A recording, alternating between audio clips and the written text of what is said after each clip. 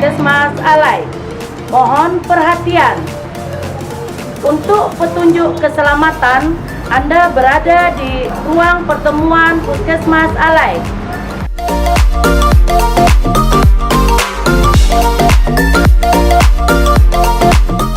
Apabila sewaktu-waktu terjadi bencana gempa,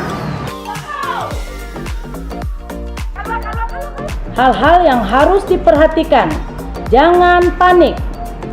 Segeralah keluar dari ruangan dengan meletakkan kedua tangan di atas kepala, merunduk dan berjalan cepat, jangan berlari.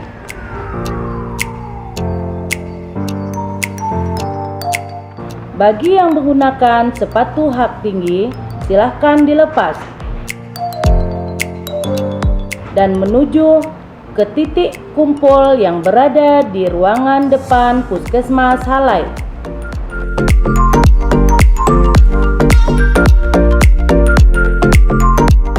Puskesmas Alai dilengkapi dengan APAR yang terletak di dalam ruang pertemuan. APAR adalah alat pemadam api ringan. Apabila terjadi kebakaran, segera ambil APAR dan lakukan pemadaman.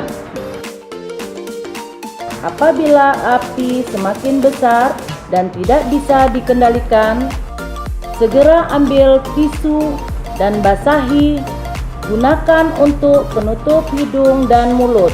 Segeralah keluar dari ruangan menuju titik kumpul. 1,